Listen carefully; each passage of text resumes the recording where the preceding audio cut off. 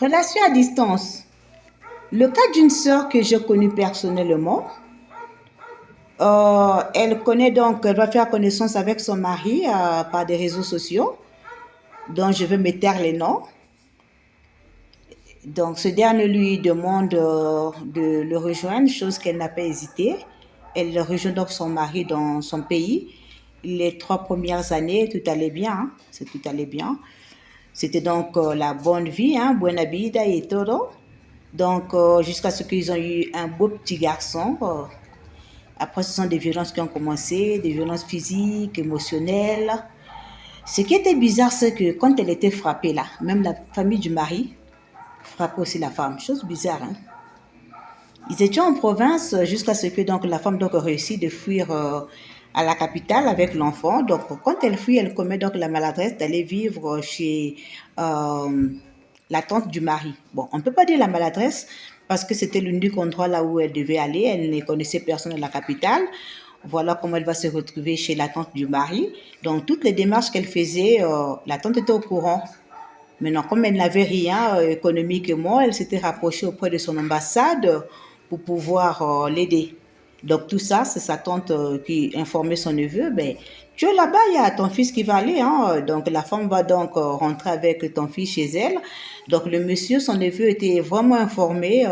Donc ils se mettent, un jour elle se met d'accord avec son neveu. Voilà comment il va se retrouver donc à la capitale pendant que la maman se trouvait sous la douche.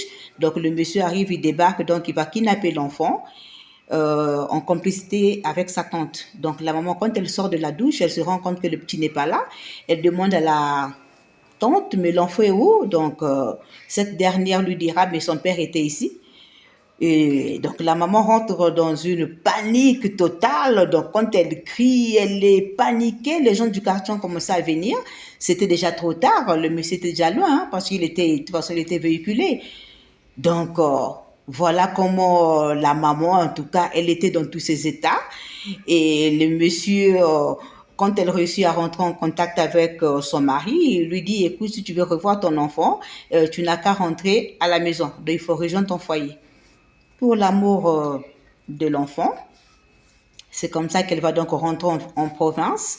Les premiers jours, apparemment, tout allait ça commençait à aller bien et tout les premiers jours, mais ça n'a pas mis du temps, étant donné que c'était dans ses habitudes la violence et voilà. Dans peu de temps, ça avait encore repris. Et c'était comme ça. Donc, pendant que je vous parle, cette cadette n'existe plus. Donc, le monsieur a fini avec sa vie. Il a mis fin à la vie de cette fille-là. C'était vraiment compliqué. Imaginez, il y a des mots que je ne peux pas employer. Si déjà la maman de la fille, quand elle est arrivée au pays, elle a passé un test d'ADN pour pouvoir identifier, imaginez-vous, si on parle déjà du test d'ADN pour pouvoir identifier sa fille, imaginez dans quel état elle était. Donc, il y a des termes que je ne peux pas utiliser parce qu'étant donné qu'on est dans les réseaux sociaux, donc vous comprenez tout de suite.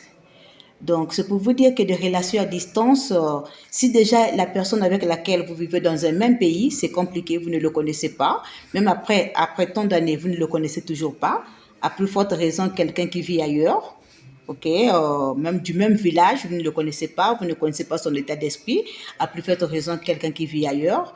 Et pour ceux qui font des recommandations aux autres, peut-être que ça a dû réussir, ça a réussi dans ton cas, mais quand tu vas le recommander à l'autre, l'autre va finir comme cette dernière. Donc, faites quand même attention avec ce genre de recommandations. Ça ne réussit pas toujours pour tout le monde.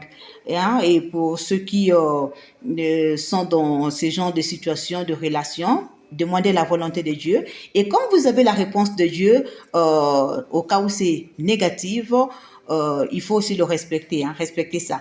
Parfois, vous avez la réponse de Dieu, vous voulez faire votre volonté parce que vous avez ce désir, vous voulez à tout prix partir, vous voulez à tout prix, et voilà, la chose se termine comme ça.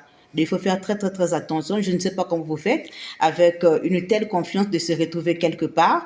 Même des endroits là où on connaît des gens, c'est pas toujours, c'est pas une garantie.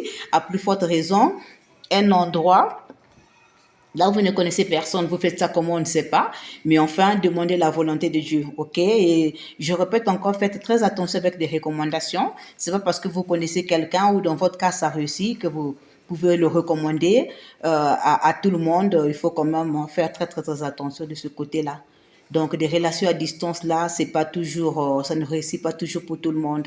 Il y a des cas où ça réussit, mais beaucoup de gens font poteau avec ce genre de relations.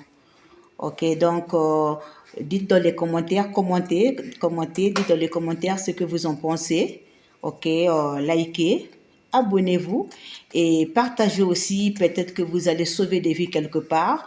Peut-être que pendant que nous parlons, quelque part, il y a des sœurs qui s'apprêtent à effectuer des voyages pour des pays, pour un pays quelconque, à rejoindre un homme ou c'est vice-versa. Il y a aussi des hommes qui tombent dans ce genre de situation.